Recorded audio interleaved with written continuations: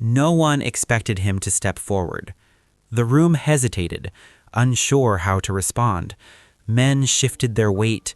A woman laughed softly, embarrassed, as if this were all some misunderstanding that would soon correct itself. "You know she can't hear," someone said again, louder this time, not for her, but for him. The girl did not flinch. She felt the vibration of voices in the floor beneath her feet, the tension in the air thick enough to touch. She kept her hands folded, her eyes lowered, her body still. Stillness had kept her safe before. The mountain man stood in front of her now, close enough that she could sense him without seeing him clearly. He didn't speak. Instead, he raised his hand slowly, not abruptly, not to command attention, but carefully so she would notice the movement. She looked up. Their eyes met. For a brief moment, the noise in the room didn't matter. He pointed gently to himself. Then, with the same calm motion, he gestured toward the open doorway. A question, not spoken, offered. The girl's breath caught. No one had ever asked her anything without words before. People usually decided for her, moved her, directed her. This was different. She hesitated, searching his face for impatience, for the familiar signs of frustration she had learned to fear. There were none, only waiting. Slowly, unsure if she was allowed to choose, she nodded. A murmur rippled through the room. "That's it?" someone scoffed. "You're just taking her?" The mountain man finally spoke, quietly, not to the room, but to the space itself. "Yes." One word. Enough. He turned and walked toward the door, not checking if she followed, trusting that she would. After a heartbeat, she did. As they stepped outside, the noise behind them resumed, confused, dismissive, already forgetting her. But something had already changed. For the first time in her life, she was not being taken, she was being followed. And she did not yet know it, but the man who spoke to her without words was about to change everything she believed silence meant. She had been deaf for as long as she could remember. Not born into silence, but arriving there slowly, as if sound had decided to leave her behind. First, voices grew distant, then words lost their edges. Eventually, even echoes disappeared. People noticed before she understood. "She's not answering. She's ignoring us. She's slow." They spoke louder, slower, as if sound, forced hard enough, could break through what patience never tried. No one taught her how to explain herself, so she learned how to watch instead. She learned the language of shoulders tightening, of mouths tightening before anger, of hands moving when words failed. Faces became her dictionary. She could tell when someone was annoyed before they admitted it. She could tell when kindness was genuine, or when it was about to turn thin and sharp. She learned to work quietly, tasks that didn't require permission, chores that could be finished without instruction. If she made herself useful enough, perhaps she could be left alone. But silence unsettled people. It made them uncomfortable, because silence reflected something back at them. Their impatience, their need to be heard, their fear of not being understood. So they filled the quiet with decisions made for her. She'll never manage. She can't be trusted alone. She'll always need someone. They spoke as if she weren't standing right there. She stood there anyway. When she grew older, her world narrowed. Work was harder to find. People tired quickly of repeating themselves. Mistakes, real or imagined, were blamed on what she couldn't hear. She learned to apologize even when she didn't understand why. Sorry became a habit. Silence became armor. By the time they decided to give her away, it felt almost inevitable. "She doesn't belong here," someone signed poorly, impatiently. "She's a burden." They didn't think of it as cruelty. They thought of it as efficiency. When the mountain man took her, She expected the same rules to follow her into the mountains. New place, same silence, same impatience waiting just beneath the surface. As they walked away from the village, she stayed a careful distance behind him. Not out of fear, but habit. People preferred space between themselves and inconvenience. He did not turn to hurry her. He did not wave her forward. He simply walked at a pace that made room for her to follow. That alone felt strange. On the road, she studied his movements. He was deliberate, predictable. When he stopped, he made sure she could see him first. When he changed direction, he waited until her eyes found him. He did not test her. He did not rush her. For the first time, she felt no pressure to guess. When they stopped to rest, he gestured to the ground, then to a pack, then mimed drinking water. Clear. Simple. She nodded. She did not need words to understand that. As the village disappeared behind them, a quiet realization took shape in her chest, slow and careful, like something fragile being set down for the first time. No one was talking about her anymore. No one was deciding over her. She was still silent, but for the first time in her life, the silence felt shared. And she wondered, carefully, cautiously, what kind of man didn't need words to listen? The mountain man had lived alone for years. He spoke little, even among those who could hear. The mountains had taught him something people never had. Words were optional. Attention was not. He had learned this the hard way. Storms did not listen to shouting. Animals did not respond to explanations. Cold did not care how clearly you spoke. Out here, survival depended on noticing the shift in the wind, the change in light, the way silence thickened before danger arrived.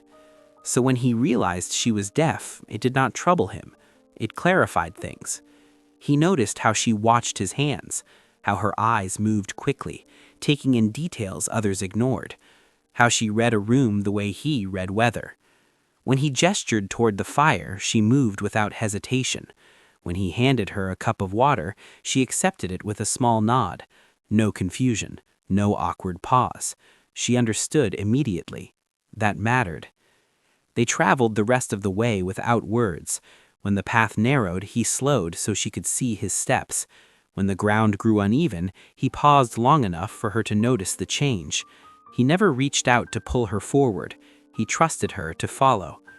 At the cabin, he opened the door and stepped aside, an invitation, not an order. She entered carefully, taking in the space, the rough wooden walls, the tools hung neatly, the fire pit already prepared. Everything had a place. Order without noise. He pointed to a bench, then to a blanket folded nearby. Rest. She sat. He added wood to the fire, watching the way her shoulders eased as warmth spread through the room. He noticed how she positioned herself where she could see him clearly. Not dependence, awareness. He cooked a simple meal, nothing elaborate, enough to eat, enough to last. He placed the portion in front of her, then stepped back. No expectation, no watching. She ate slowly, deliberately, as if unlearning the need to rush. When she finished, she stood uncertainly, hands clasped, waiting for instruction that did not come. He gestured toward the door, then mimed chopping wood. Then he pointed to himself. Work. Shared. She nodded. Outside, the mountains were quiet in the way only high places could be, wide, steady, indifferent to human impatience. He handed her a lighter tool, watching how she tested its weight before using it. She was careful, methodical. She did not waste effort. He recognized that. When she struggled, he adjusted the task, not her, changed the angle, changed the rhythm, never the tone. There was no frustration in his movements, only calibration. As the light faded, they returned inside. He lit the fire again, then sat across from her, leaving enough space between them to be respectful, but close enough that communication did not feel distant. She watched him, not nervously, not submissively, attentively, and he realized something then, something quiet but undeniable. She was not used to being listened to. She was used to being managed. Here, there would be no managing. That night, as the fire burned low, he gestured toward a small chalkboard leaning against the wall. He handed her a piece of chalk. Words, if she wanted them. She hesitated, then slowly wrote a single question. Safe. He looked at the word for a long moment. Then he placed his hand flat over his chest and nodded once. Yes. She erased the board carefully and set the chalk down. No more questions. As she settled into the space by the fire, wrapped in the blanket, he turned away, not to withdraw, but to give her privacy. Outside, the mountains held their silence. Inside, for the first time in her life, silence was not something to endure. It was something shared. And the man who did not need words had already begun to teach her a new language, one made of patience, presence, and the rare dignity of being seen without explanation. Life in the mountains did not rush. That, more than anything, made it possible. Mornings began with light, not sound. The sun crept over the ridge, touching the cabin walls before anything else stirred. He rose early, as he always had, but now he moved differently, making sure she could see him before he changed tasks, before he stepped outside. He did not call her name. He waited until her eyes found him. Then he nodded. That was enough. They worked side by side without instruction. He demonstrated once, slowly, then stepped back. She watched, mirrored the motion, adjusted her hands until the movement felt right. When she hesitated, he didn't correct her. He showed the action again, smaller this time, clearer. Listening, she learned, did not require ears. It required patience. She learned the rhythm of the day by watching the light on the floor. She learned when to rest by the way his shoulders lowered when work was done. She learned the land through vibration, how the ground felt before snow, how the air changed before wind. He learned her patterns too, how she preferred to stand where she could see the whole room, how she touched objects lightly before using them, as if asking permission, how her focus sharpened when she felt safe. Mistakes happened. A pot tipped once, clattering loudly against the stone. She froze, breath caught, muscles tight, waiting for the familiar reaction she had known all her life. It did not come. He looked at the spill, then at her. He shrugged, picked up a cloth, and handed it to her with a small, matter-of-fact smile. Accidents were not accusations here. They were information. In the evenings, they sat by the fire. He carved wood or repaired a strap. She folded cloth or traced patterns in the dust near her feet. Sometimes he wrote a simple note on the chalkboard, "Cold tonight," and set it where she could see it before erasing it again. Words were tools, not weapons. She used them sparingly. One night she drew a picture instead, a small cabin, a mountain, a single line of smoke rising straight up. She pointed to it, then to the fire. Warm. He nodded. They shared a smile that didn't need explanation. Over time, something subtle changed in her body. Her shoulders lowered. Her hands stopped trembling before tasks. She moved through the cabin without scanning for approval. Safety, she discovered, had a posture. When visitors passed through the mountains, they noticed her silence first. Some spoke louder, instinctively. Others glanced to him for answers. He let her answer. She did, by gesture, by drawing, by action. And when people slowed enough to watch, they understood. One man remarked, half to himself, "She notices everything." He didn't correct him. Neither did she. Winter crept closer, as it always did, testing routines. They prepared together, stacking wood, sealing gaps, checking stores. He planned the work, she planned the order. They listened to each other without words. On the first night snow fell, they sat quietly as the wind pressed against the cabin. The fire held, the walls held. She touched the chalkboard once more and wrote carefully, "Here." He read it, then placed the board back against the wall. Yes. Here was a place where silence did not mean absence, where listening meant attention, not volume, where being understood did not require explanation. As the storm settled in, she realized something she had never known before. She had not been brought here to be managed. She had been invited to belong.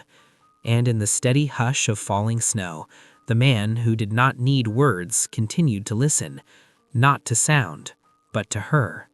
The mountains gave warning before they took anything. She felt it first, not in sound, but in pressure. The air changed. The ground felt heavier beneath her feet. The fire burned differently, pulling instead of dancing. She paused, hand resting against the table, eyes narrowing as she studied the doorway. Something was wrong. The mountain man noticed her stillness immediately. He followed her gaze. Outside, the sky had dimmed too quickly, clouds sliding low and fast across the ridgeline. Snow was coming, not gently, not gradually, a storm. He moved without hesitation. He pointed to the woodpile, then to the door, then to her, 2 fingers raised. Together. She nodded once and pulled on her coat. They worked quickly, each movement economical. He stacked, she carried. He checked the roof, she sealed the shutters from inside. No words were exchanged, yet nothing was missed. Then it happened. As she turned back toward the hearth, a shelf gave way. A heavy iron pot crashed to the floor, the impact sending a jolt through the cabin strong enough that she felt it in her chest. She froze. Her breath caught. Her body tightened, bracing for what had always followed mistakes. Anger. Sharp gestures. A raised voice she couldn't hear but knew by the way people's mouths moved. She looked at him. He had stopped too. For a moment, the storm outside and the silence inside collided. Then he did something unexpected. He stepped back. Not away from her, but back, giving her space. He raised his hands slowly, palms open. His expression was calm, focused, not disappointed. He knelt, picked up the broken pieces carefully, and set them aside. Then he pointed to the shelf, tilted his head, and mimed tightening a support. A question. Can we fix this? Her hands trembled. She swallowed and nodded. Together they repaired the shelf, him holding it steady, her fitting the support into place. It took time. It took patience. It took trust. When it was done, he brushed his hands together, satisfied. No blame, no correction, just resolution. The storm arrived in full force that night. Wind battered the cabin, snow pressed hard against the walls. The fire threatened to die once, then again. She stayed awake, feeding it carefully, adjusting the airflow the way she had learned by watching him. At some point, she noticed he was shivering, not from cold, from fever. His movements slowed, his eyes lost focus. He sat heavily, one hand braced against the table.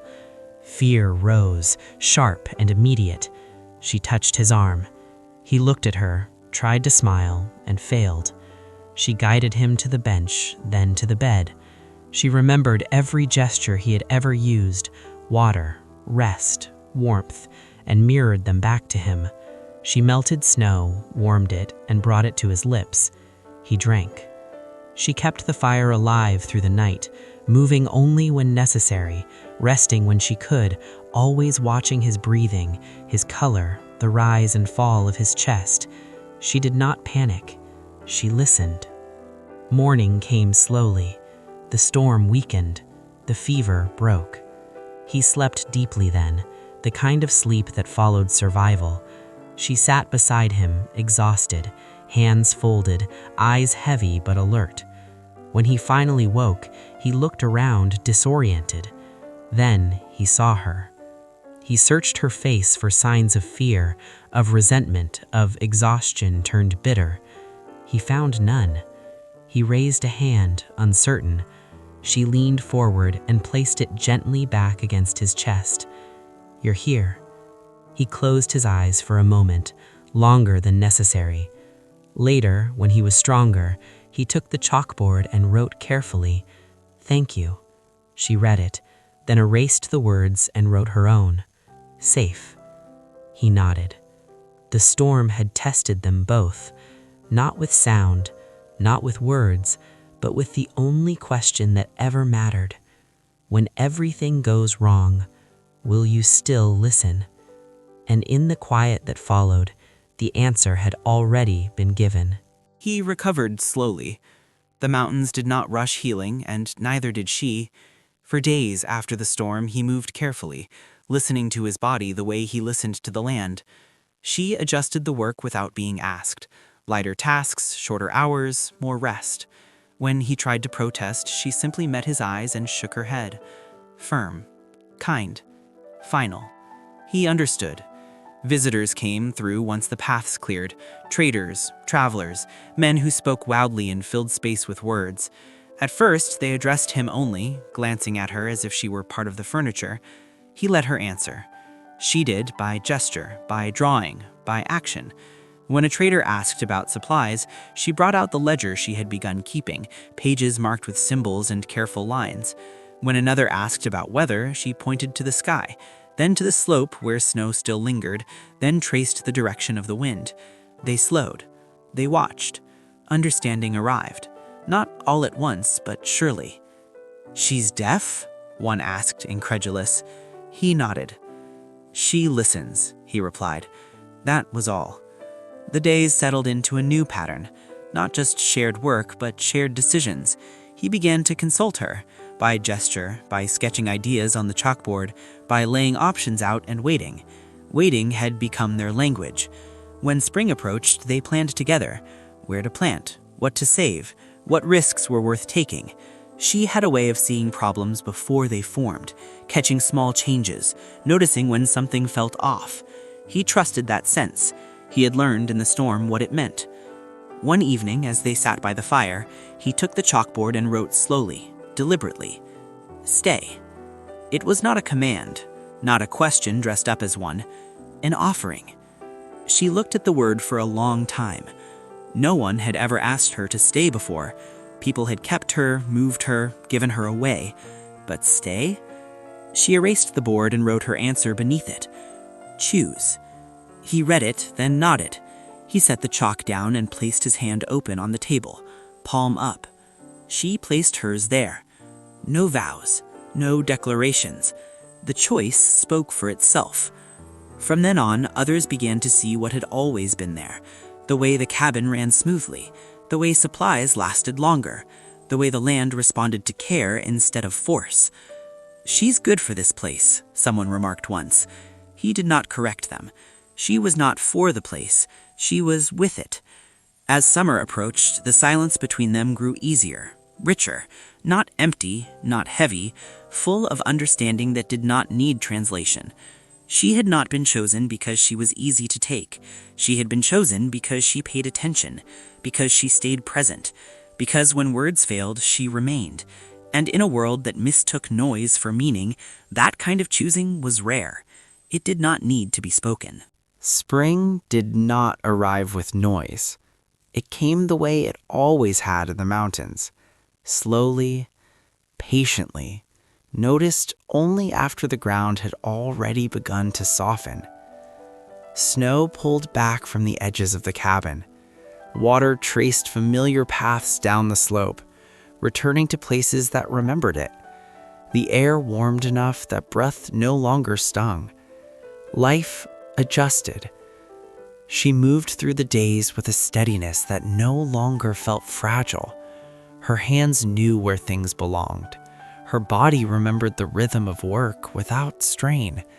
When she rested, it was without guilt. The mountain man watched, not out of protection, but recognition. One morning, she noticed something new. Birds. She had always seen them, of course, but now she felt them. The vibration of wings, the shift of air, the way the world subtly changed when life returned. She smiled. He noticed that, too. Visitors came less often now. Those who did were quieter. They had learned that sound carried differently here. They spoke when needed, watched when words failed. They noticed her, not with curiosity, not with pity, with respect. When they spoke to him, he turned toward her. When decisions were made, he waited until she had seen everything she needed to see. Waiting had become natural. One evening, as the sun lowered behind the ridge, she brought the chalkboard and wrote slowly, "Home." He read it, then nodded. Yes. Not because the cabin was perfect, not because the mountains were gentle, but because here she was not explained, she was not corrected, she was not managed, she was understood. Later, they sat outside together, the last light painting the valley in soft gold. He handed her a cup of warm tea. She felt the heat, the weight, the simple intention behind it. No words passed between them. They did not need to. She had been given away once, as if silence made her less. But silence, she had learned, could also be a language, one spoken by those patient enough to listen. The man who spoke to her without words had never tried to fix her. He had simply made room. And in that space, healing had done what it always does when left undisturbed. It stayed. The fire burned low behind them. The mountains held their quiet. And for the first time in her life, silence did not mean absence. It meant peace.